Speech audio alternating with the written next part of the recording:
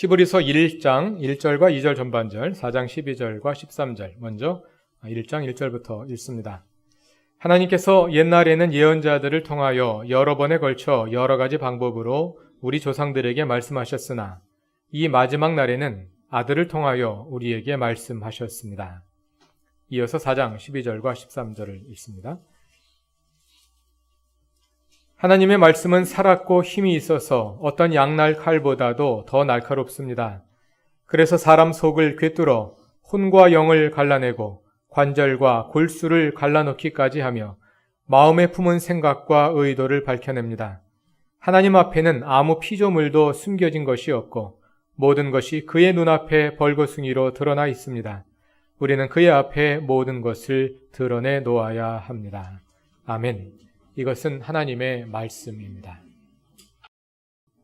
우리말 어휘들 가운데 기독교 안에 들어와서 새로운 의미를 가지게 된, 특수한 의미를 가지게 된 말들이 있습니다. 그런 어휘들 가운데 가장 특징적인 것이 아마 말씀일 것입니다. 우리말의 일반적인 어법에서는 어른이 말을 할 때 말씀을 하신다 이렇게 높여서 말합니다만, 기독교에서 말씀이라고 할 때는 그런 차원을 넘어서 기독교 신앙의 본질과 관련된 중요한 의미를 담게 됩니다. 특히 개신교에서 종교개혁자 마르틴 루터와 장 깔뱅, 그리고 20세기 신정통주의 신학자 칼 바르트를 통해 말씀의 삼중직이라는 개념이 발전했습니다. 그것은 기록된 말씀으로서의 성서, 선포된 말씀으로서의 설교, 그리고 성육신한 말씀으로서의 예수 그리스도입니다. 우리는 보통 설교할 때 말씀을 선포한다 이렇게 말합니다. 설교를 통해서 말씀이 선포되는 것인데 그 선포는 기록된 말씀인 성경에 근거해야 합니다. 그리고 성경은 성육신한 말씀이신 예수 그리스도를 보여주는 책입니다. 순서를 바꾸어서 말하자면 말씀이 육신이 되어 성육신한 말씀이신 예수 그리스도가 있고, 그 예수 그리스도를 성경이 기록하고 있고, 그 성경에 있는 말씀이 설교를 통해 선포되는 것입니다. 오늘 본문인 히브리서 1장 1절 이하를 보면 하나님께서 옛날부터 여러 가지 방법으로 인간에게 그의 뜻을 계시해 오셨습니다. 그러한 하나님은 마지막으로 계시의 완성이자 최종적인 계시라 할 수 있는 예수 그리스도를 우리에게 보내주셨습니다. 요한복음 1장 1절이 말하듯이 예수 그리스도는 하나님의 말씀 그 자체가 사람의 모양으로 우리 가운데 거하시는 분입니다. 말씀이 육신이 되어 우리 가운데 거하신 이 사건을 가리켜 성육신, 즉 인카네이션이라고 합니다.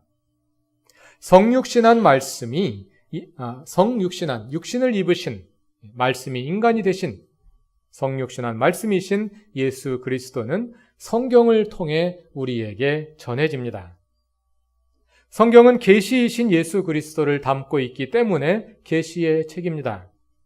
그런데 예수 그리스도가 최종적인 계시이기 때문에 개신교는 예수 그리스도를 담고 있는 성경을 최종적이고 완전한 계시의 책으로 받아들입니다. 그런데 예수 그리스도가 최종적인 계시라는 말은 하나님께서 더 이상 우리에게 말씀하시지 않는다는 뜻은 아닙니다. 성경이 기록된 후에도 하나님은 우리에게 계속해서 말씀하십니다. 그런데 그것은 성경을 통해서, 다시 말하자면 성경의 재해석을 통해서 말씀하시는 것입니다. 우리가 기도하거나 묵상하는 가운데 혹은 전혀 뜻하지 않은 상황에서 여러 가지 모양으로 하나님의 음성을 들을 수 있습니다. 그러나 이처럼 하나님의 음성을 듣는 모든 경험은 성경에 의해 인도되어야 합니다. 그 모든 경험은 성경을 통해 주신 하나님의 계시를 확실하게 하는 역할을 할 뿐이지 성경을 벗어난 또는 성경을 뛰어넘는 새로운 계시의 길이 되는 것은 아닙니다. 그런 점에서 하나님의 모든 계시는 기록된 말씀인 성경의 테두리 안에서, 즉 성경의 재해석을 통해서 이루어진다고 말할 수 있습니다. 설교란 기록된 말씀인 성경을 재해석하는 것입니다. 설교는 성경에 근거하기 때문에 선포된 말씀입니다. 만일 성경에 근거한 것이 아니라면 그것이 아무리 우리를 감동시킨다고 하더라도 그것은 선포된 하나님의 말씀이 아니라 그냥 기독교에 관련된 연설이나 경험담일 뿐입니다. 설교는 반드시 기록된 말씀인 성경에 근거해야 합니다. 오늘 설교의 본문을 히브리서 1장 1, 2절과 4장 12절, 13절로 잡았습니다. 서로 떨어져 있는 두 구절을 본문으로 잡은 이유를 잠깐 설명드려야 할 것 같습니다. 히브리서는 크게 네 부분으로 나누어져 있는데 그중 첫 번째 부분이 1장 1절부터 4장 13절까지입니다. 1장 1절부터 4장 13절까지가 하나의 커다란 단락, 히브리서의 첫 단락을 이루고 있는데 이 단락은 하나님의 아들 안에 나타난 계시에 관해서 상세히 가르쳐 줍니다. 말씀이신 예수 그리스도 안에 나타난 계시에 관해서 상세히 가르쳐 주는 것이 1장 1절부터 4장 13절까지의 본문입니다. 오늘 설교의 두 본문은 그 첫 단락의 시작과 끝에 해당하는 말씀입니다. 그런데 자세히 읽어보시면 아시겠지만 1장 1절 이하도 하나님의 말씀에 관해 말하고 또 4장 12절 13절도 말씀에 관해 말합니다. 성육신한 말씀이신 예수 그리스도 안에 나타난 계시에 관해 가르쳐주는 히브리서 첫 단락이 말씀으로 시작하여 말씀으로 끝나는 쌍괄식 구조를 가지고 있는 것입니다. 이 단락을 맺으면서 히브리서 4장 12절은 이렇게 말합니다. 하나님의 말씀은 살아있고 힘이 있습니다. 하나님의 말씀은 살아있습니다. 따라서 살아있지 않은 것은 하나님의 말씀이 아닙니다. 성경을 읽을 때 그 말씀이 여러분 안에서 살아 움직이며 여러분의 지성과 감성과 의지를, 몸과 마음과 행동을 자극하고 움직이는 것을 경험하십니까? 그러면 여러분은 말씀을 읽고 있는 것입니다. 그러나 그렇지 않다면 우리는 그저 많은 책들 가운데 하나를 읽고 있는 것에 불과합니다. 말씀을 통해 예수 그리스도가 여러분 안에 살아계십니까? 그렇다면 여러분은 성육신하신 말씀이신 예수 그리스도를 믿고 있는 것입니다. 그렇지 않다면 그저 예수에 관한 교리를 머릿속에 되뇌이고 있는 것뿐입니다. 매주일 듣는 설교가 여러분 안에 살아있습니까? 그 설교가 여러분의 마음을 녹이고 몸을 움직이고 삶의 변화를 일으키고 있습니까? 그렇다면 여러분은 말씀을 듣고 있는 것입니다. 그러나 그렇지 않다면 그저 성경을 주제로 한 연설을 매주일 듣고 있는 것뿐입니다. 말씀이 없이는 우리가 예수를 주로 알 수 없습니다. 말씀이 없이는 예수 그리스도를 믿을 수도 없고 그 예수가 우리 안에 살아계실 수도 없습니다. 왜냐하면 예수님은 말씀이시기 때문입니다. 따라서 우리는 그리스도인으로서 정체성을 유지하고 또 그리스도인답게 살기 위해 늘 말씀을 가까이 해야 합니다. 성경을 읽기에 힘쓰고 성경을 해석한 설교를 듣기에 힘쓰고 그 말씀 속에서 예수를 만나 그 말씀을 우리 삶에 실현하기에 힘써야 합니다. 그 말씀이 없이 우리가 그리스도인으로 존재한다는 것은 어불성설입니다. 그리스도인은 그리스도를 삶에 모시고 사는 사람인데 예수 그리스도는 말씀을 통해 우리 가운데 거하시기 때문입니다. 말씀을 뜻하는 히브리어 단어가 따바르입니다. 구약성서 히브리어에서 따바르는 말을 뜻할 뿐 아니라 사건 또는 사물을 뜻하기도 합니다. 따바르라는 한 단어가 말이라는 의미를 가지고 있으면서 사건이라는 의미도 가지고 있고 사물이라는 의미도 가지고 있는 것입니다. 말씀은 단지 입에서 나와 공중을 떠돌다가 사라지는 소리에 불과한 것이 아니라 하나의 사건이며 눈으로 볼 수 있고 손으로 만질 수 있는 사물과 같은 것이기도 합니다. 하나님께서 말씀하실 때 사건이 일어나기 때문입니다. 창세기 1장을 보면 하나님이 빛이 있으라 말씀하시니 빛이 창조되고 바다에서 땅이 드러나라 말씀하시니 이 세상의 모양이 갖추어진 것입니다. 이처럼 말씀은 하나의 사건으로서 하나님께서 우리 가운데 살아 역사하시는 통로이자 매개이기도 합니다. 예수는 오늘도 우리 가운데 살아 계시는데 어떻게 살아 계시느냐 하면 말씀으로서 사건으로서 경험되고 우리 가운데 살아 계시는 것입니다. 그러므로 여러분이 말씀을 읽고 들을 때 그 말씀이 우리 가운데 살아 움직이는 경험을 하지 않는다면 여러분은 예수님을 살아계신 분으로 만나지 못하고 있는 것입니다. 우리가 예수를 살아있는 분으로 경험하지 못하고 있다면 우리의 신앙은 잠들어 있거나 병들어 있는 것입니다. 아니면 예수를 믿지 않고 있는 것입니다. 여러분 안에 말씀이 살아있습니까? 여러분 안에 예수께서 살아계십니까? 그렇지 않다면 잠에서 깨어나거나 병을 치유하거나 예수를 믿으십시오. 말씀을 경험하십시오. 말씀에 여러분을 내어 드리십시오. 그 말씀이 여러분을 이끌게 하십시오.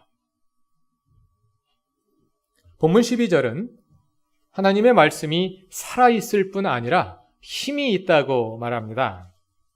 여기서 힘이 있다로 번역된 헬라어 에네르게스는 영어의 에너지, 독일어 에네르기의 어원이 되는 말입니다. 에너지의 형용사이니까 에너제틱 이런 뜻이 되겠죠. 말씀은 살아있고 힘이 있어 우리 가운데서 생동합니다. 말씀이 살아있고 활력이 있는 것은 말씀이 곧 예수 그리스도이기 때문입니다. 그 말씀을 통해 예수께서 우리 안에서 살아 역사하시기 때문입니다. 말씀이 살아있는 이유는 말씀이 곧 생명이기 때문입니다. 말씀이신 예수 그리스도께서 생명이시기에 우리는 그 생명의 힘으로 이 땅에서 그리스도인의 정체성을 유지하며 예수의 제자로 살아갈 수 있는 것입니다. 12절 말씀을 다 같이 읽어보겠습니다. 히브리서 4장 12절입니다.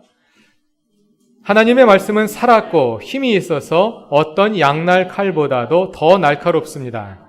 그래서 사람 속을 꿰뚫어 혼과 영을 갈라내고 관절과 골수를 갈라놓기까지 하며 마음에 품은 생각과 의도를 밝혀냅니다. 하나님의 말씀은 살았고 힘이 있을 뿐 아니라 어떤 양날 칼보다 더 날카롭다고 히브리서는 말합니다. 여기서 말씀이 날카로운 칼의 이미지로 나타나는데 그것은 전쟁용 군검보다는 의학용 메스에 가까워 보입니다. 왜냐하면 이 칼은 사람의 몸속에서 사용되고 있기 때문입니다.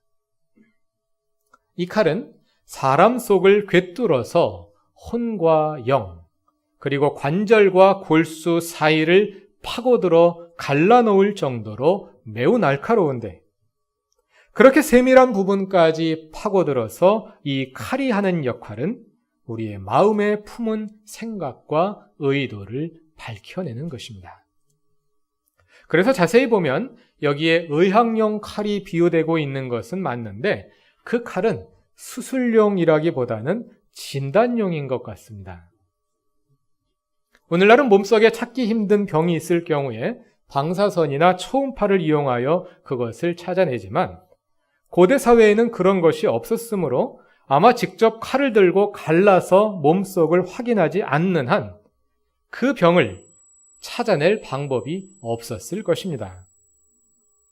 그러나 모르긴 몰라도 그런 방법은 멀쩡한 몸에 상처를 내야 하기 때문에 피부 가까운 곳이나 구조가 단순한 곳에 응급조치라면 몰라도 일반적으로 모든 경우에 사용되기는 힘들었을 것입니다.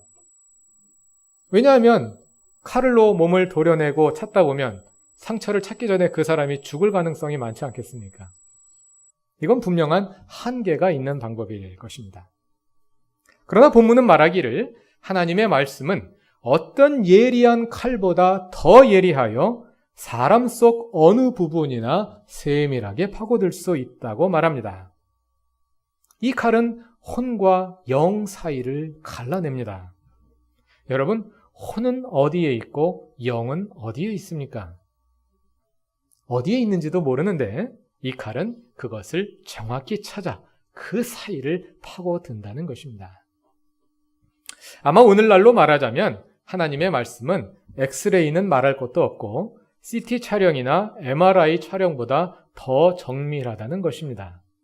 아마 히브리서를 요즘에 썼다면 칼에 비유하지 않고 MRI 촬영이나 CT 촬영에 비유하지 않았을까, 그런 생각이 듭니다. 우리 교우 중에 이종원 집사님이 췌장암으로 투병 중이신데 췌장은 내시경으로 들여다볼 수도 없고 다른 장기들 속에 깊이 숨어 있어서 엑스레이나 복부 초음파로도 잘 발견되지 않고 CT 촬영을 해야 겨우 찾아낼 수 있다고 합니다.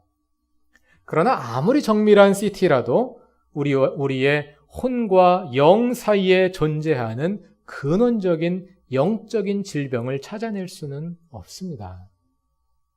하나님의 말씀이 혼과 영을, 관절과 골수를 갈라내기까지 한다는 것은 하나님의 말씀이 그렇게 세밀하게 우리의 존재 가장 깊숙한 곳까지 감찰한다는 것을 비유로 표현하는 것입니다. 그렇게 해서 하나님의 말씀은 우리 마음속에 품은 생각과 의도까지 다 밝혀내십니다. 고린도전서 4장 5절이 말하는 것처럼 하나님은 어둠 속에 감추인 것을 환히 나타내시며 마음속의 생각을 환히 드러내십니다.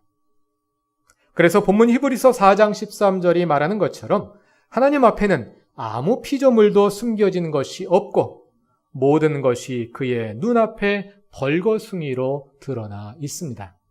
이것도 아마 요즘 비유로 하자면 벌거숭이를 비유할 것이 아니라 실험실에 있는 해부된 짐승들 있지 않습니까? 그 모습을 비유하는 것이 더 적절하지 않을까, 그런 생각도 해봅니다. 우리의 모든 것이 그 앞에 드러나 있습니다. 그런데 하나님은 왜 우리 속에 있는 것들을 다 드러내실까요? 거기에는 여러 가지 이유가 있습니다. 먼저 그것은 하나님께서 우리를 부끄럽게 하시려는 것이 아닙니다. 우리가 병원에 가서 방사선 촬영이나 초음파 촬영을 하면 우리의 몸속에 있는 것들이 다 드러납니다. 왜 그렇게 드러내겠습니까? 부끄럽게 하기 위함이 아니라 치료하기 위함입니다. 병은 드러내야 고친다는 말이 있지 않습니까? 치료하기 위해서 하나님께서 우리의 상처를, 우리의 질병을, 우리의 아픔을 치료하기 위해서 우리의 속 가장 깊숙한 곳까지 감찰하시고 그것들을 다 드러내신다는 것입니다. 또 데살로니가전서 2장 4절에서 바울은 하나님이 우리의 마음을 살피신다고 고백하는데 데살로니가전서에서 이 말은 하나님께서 우리의 마음을 살피셔서 그의 진심을 입증해 주신다는 뜻입니다.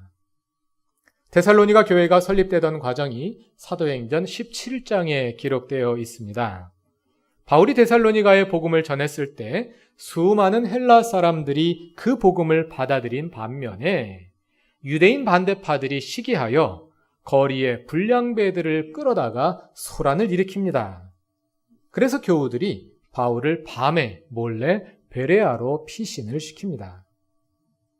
이렇게 바울을 쫓아내놓고 반대파들은 바울이 불순한 의도를 가지고 교인들을 그동안 미혹해왔다고 나쁜 소문을 만들어냅니다. 이에 대해 바울은 데살로니가 전서 2장에서 자신을 변호하고 있는데 4절은 그 가운데 포함된 말씀입니다. 하나님께서 우리의 마음을 살피시기 때문에 하나님께서 바울의 마음에 모든 것을 아시고 모든 것의 진상을 분명히 알고 계신다는 뜻입니다. 여러분 혹시 억울한 일이 있습니까? 사람들이 나를 오해하고 비난합니까? 그러나 하나님은 여러분의 마음을 아십니다. 하나님이 인정해 주십니다. 하나님을 믿고 기다리십시오. 그러면 그 사람들도 여러분의 진심을 알게 될 것입니다. 로마서 8장 27절에서도 바울은 하나님이 우리의 마음을 꿰뚫어 보신다고 말합니다. 그것은 우리의 기도를 들으시기 위함입니다. 로마서 8장 26절과 27절은 다음과 같습니다. 이와 같이 성령께서도 우리의 약함을 도와주십니다. 우리가 어떻게 기도해야 할지도 알지 못하지만 성령께서 친히 이루 다 말할 수 없는 탄식으로 우리를 대신하여 간구하여 주십니다. 사람의 마음을 꿰뚫어 보시는 하나님께서는 성령의 생각이 어떠한지를 아십니다. 성령께서 하나님의 뜻을 따라 성도를 대신하여 간구하시기 때문입니다. 하나님은 우리의 마음을 아시기 때문에 우리가 어떻게 기도해야 할지 몰라 그저 끌어안고 고민하는 문제들까지 다 아시며 그 문제의 본질을 꿰뚫고 계십니다. 그러한 우리를 위해 성령께서 대신하여 간구해 주시며 성령의 마음을 아시는 하나님께서 우리의 기도를 들어주십니다. 때로 어떻게 기도해야 할지 알 수 없는 답답하고 막막한 지경에 처하지 않습니까? 그저 하나님 앞에 나아가십시오. 그냥 하나님 앞에 내어놓기만 하십시오. 내가 문장을 만들어 기도하지 않더라도 내가 이렇게 해달라 저렇게 해달라 간구하지 않더라도 우리의 마음을 아시는 하나님께서 사태의 본질을 꿰뚫고 계신 하나님께서 들으시고 해결하실 것입니다. 그러나 하나님이 우리의 속마음을 살피시는 데는 그렇게 우호적인 내용만 있는 것은 아닙니다. 누가복음 2장 35절을 보면 예수의 부모가 정결례를 행하기 위해 성전을 찾아갔을 때 시므온이 그 일행을 만나 아기를 안고 축복하며 말하는 가운데 예수를 통해 많은 사람들의 속 생각이 드러나게 될 것이라고 예고합니다. 여기서 속 생각이라고 번역된 헬라어 단어가 디알로기스모이라는 단어입니다. 누가복음에서 이 단어가 사용된 용례들을 찾아보면 하나님께서 어떻게 사람들의 속마음을 드러내는지 알 수가 있습니다. 5장 21절 22절, 6장 8절, 9장 46절 47절, 24장 38절 등의 디알로기스모이라는 단어가 등장하는데 그 말씀들을 요약해 보자면 예수님은 그의 적대자들이 예수께 대해 갖는 적대적인 생각들과 그의 제자들이 갖는 그릇된 욕망과 의심을 드러내십니다. 하나님이 우리의 속을 다 들여다보고 계신다는 것입니다. 그러므로 우리가 하나님을 적대할 때, 그릇된 의도를 가지고 스스로 경건한 신앙인으로 포장하려 할 때, 또 믿지 못하고 의심할 때 하나님은 다 아시고 그것에 관해 분명히 하시고 바로 잡기를 원하시는 것입니다. 오늘 본문인 히브리서 4장 13절은 그와 비슷한 의미를 담고 있습니다. 13절을 다 같이 찾아서 읽어보겠습니다. 히브리서 4장 13절입니다.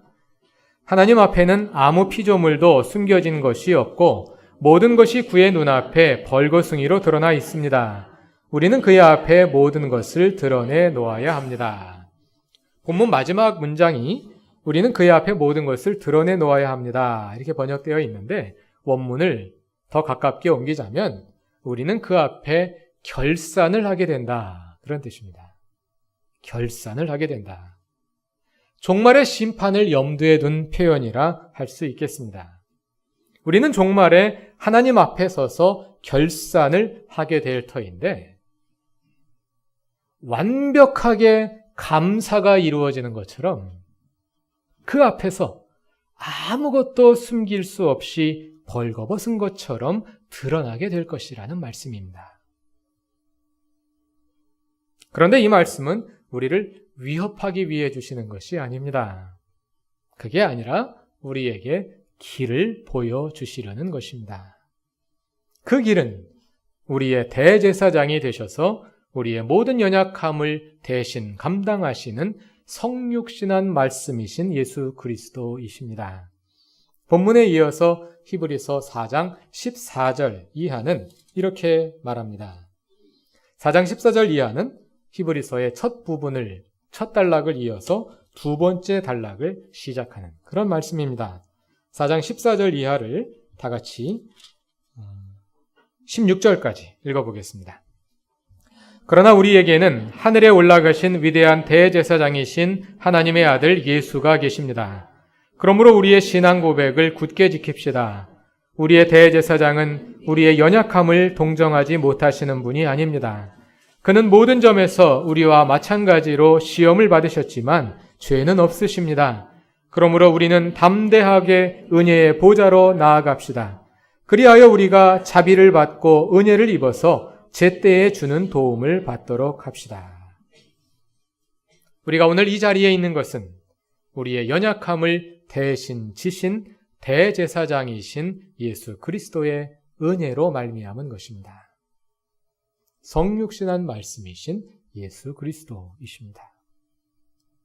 그것은 CT보다 MRI보다 더 정밀한 하나님의 말씀입니다. 하나님의 말씀은 우리의 질병을, 우리의 상처를, 우리의 아픔을, 그리고 우리의 위선과 거짓됨을 드러내실 것입니다.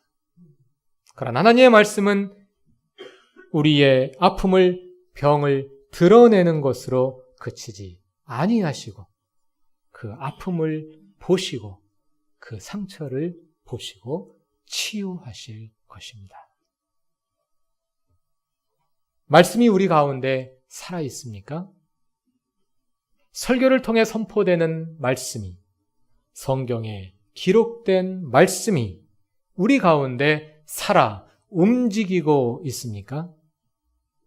말씀이신 예수 그리스도가 성경을 통해, 설교를 통해 여러분의 몸과 마음 속에서 생동하고 계십니까?